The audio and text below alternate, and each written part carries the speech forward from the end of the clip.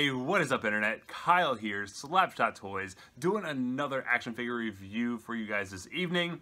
And I do believe that 2019 is going to be the year of the Batman for me. We're only 14 days into January and I've already received 2 Batman figures.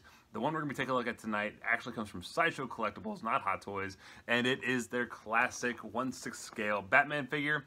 Now, this is Sideshow's representation of the Silver Age kind of look of Batman, and more of a comic version 1/6 scale figure as opposed to anything movie or video game or anything accurate. So I'm super excited to take a look at this. Now, this is the limited edition of this figure, as you can tell by the little sticker right there. This is limited to 1,000 pieces.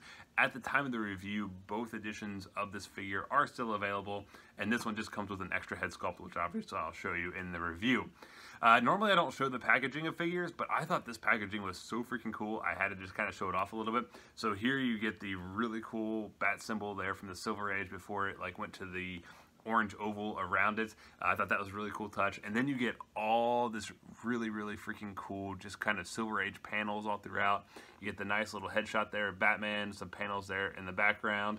And then if we actually open this guy up, taking a look in the inside of the packaging, you get the Batman figure right there, you get the utility belt, that's just a cardboard little sleeve. You do get the head sculpt, I said comes with this limited edition. Then you get all the panels and the headshot and everything in color, and that looks really cool. On the back you just have a picture of the figure. So yeah, I thought that was just just all those panels and everything and covers just looks so cool. That Sideshow did a really cool job with this packaging. But other than that, I'm super excited to take a look at this figure. So let's not delay it any further. To the light box.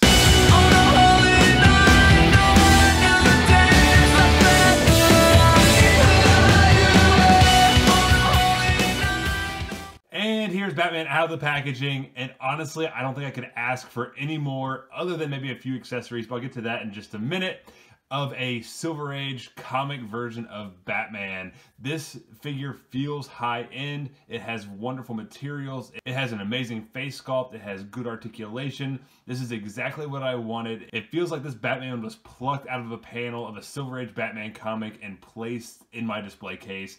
It is exactly what I wanted, and for what it represents, this thing is amazing. So yeah, as you can tell, I really like this figure. But before we take a closer look at Batman, let's take a look at the accessories that he does come with. And unfortunately, I feel the accessories is where Sideshow kind of messed up just a little bit on this figure. But I do give them a little bit of a pass just because since this is a Silver Age version of Batman, there's really not a whole lot of accessories that he used, like outside of a Batarang and grappling hook. Really, those were the only gadgets that he had at that time. So I feel like this figure is pretty comic accurate, but at a price point at $220, I feel like Sideshow could have given us just a little bit more in the accessory department. The biggest thing I have an issue with is going to be the first thing we're going to take a look at, and that is the stand. I mean, you take a look at this, and it's a fairly nice stand. I mean, it's your basic base. You have the cradle right there that is adjustable, which is nice, so that goes up and down.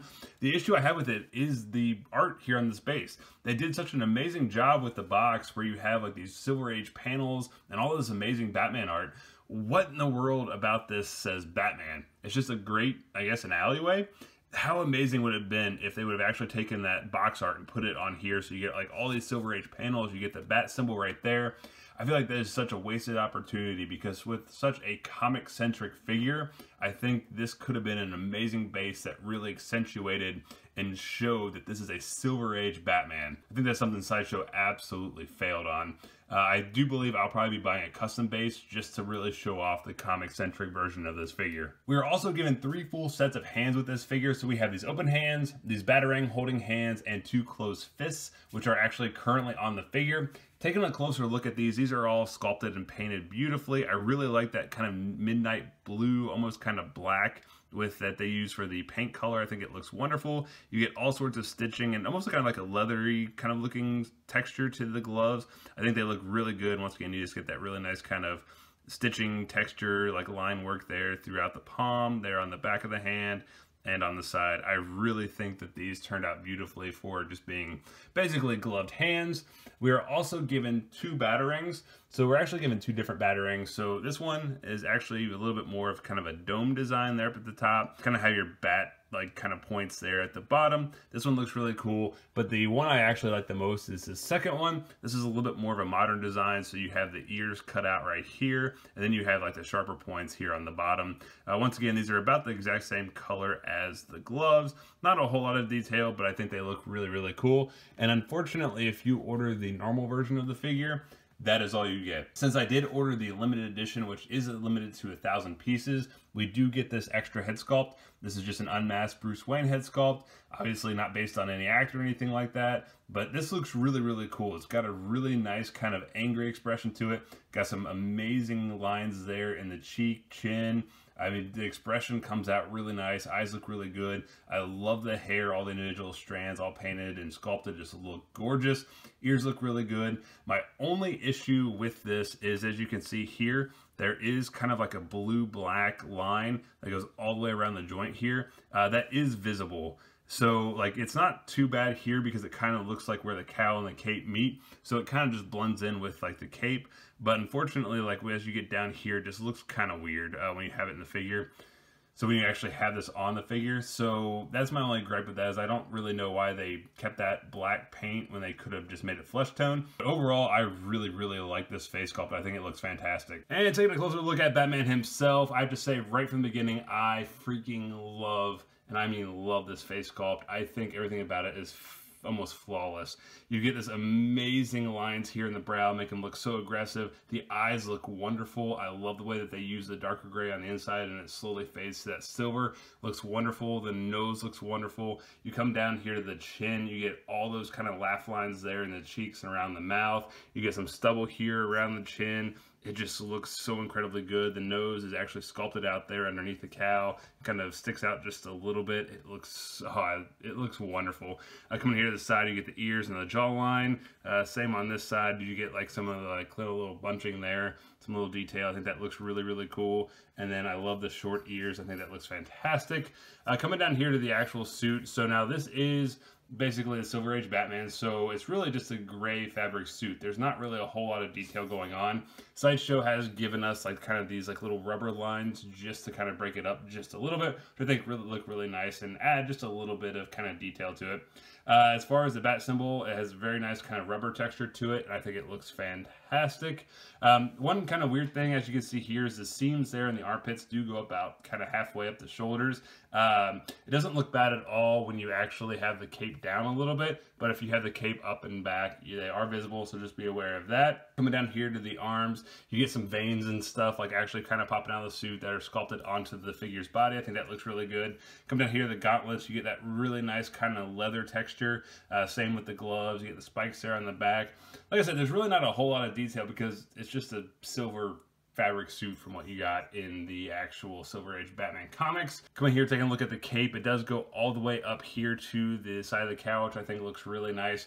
And then this is a very nice, heavy, thick fabric. I think it's fantastic quality. And then I love that they actually put like the indentations there in the cape. And as you can see, it's a pretty good wingspan, but this is like totally like 70s and 60s Batman, and I love it. So coming down here to the actual utility belt, this is probably the most modern kind of piece to it. This looks really, really nice with all the pouches, all the stitch work. You get some nice weathering there on the pouches. I think it looks really good. And then coming down here, you get the underwear on the outside, and then same fabric as the top for the legs. You get that little rubber line. It does have like a little knee pattern right there. The boots look fantastic. Get that nice leather texture, get some stitch work. And then on the bottom, you just get the soles, and then, yeah, some nice detail there at the bottom. No really tread or anything. Taking a closer look at the articulation on the figure, it's pretty good overall. Head movement, you do get side to side. There is a little bit of a head pivot, but not a whole lot. As far as looking up, he can actually look up quite a bit, and then he can actually look down quite a bit as well. So there is articulation actually in the head and the neck hinges as well. So pretty good range of motion right there. Now, as far as the arms, they do go out a little bit more than 90 degrees to his body, so that works very, very nicely. There is a little bit of a rotation up here actually at the shoulder. Unfortunately, there is no bicep rotation, so this is all one solid piece. As far as the elbows, he is unfortunately only single jointed, so that's all the range of motion you can get there, and there is a little bit weird bunching there in the suit. And then as far as the arms, they can reach forward about that far before you start getting some major pulling there in the suit. And as far as going back, you can actually go back really good, nice, decent amount there, and then just a little bit of pulling there in the suit. Really, with the articulation, I don't feel like there's really anything that's really going to kind of rip the suit or anything, which is very nice for a Batman figure. And as far as the abdomen, there is an ab crunch, so he can go far about that far, and then he can go back about that far as well. There is rotation here at the waist, and this works very, very nicely. Now, as far as the legs, he can almost do the full splits. Now, it is starting to pull just a little bit there in the crotch area, but nothing too bad.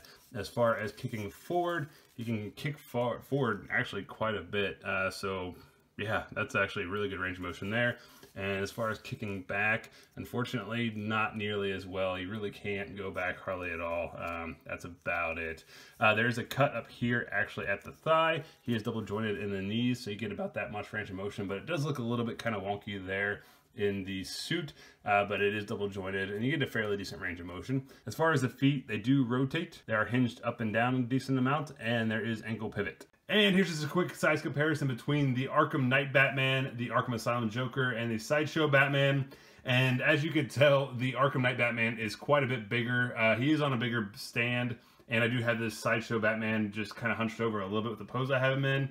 But overall, he's a much wider, just much bigger figure. The Joker, on the other hand, he is on a bigger base, but I think he scales pretty well with his Batman.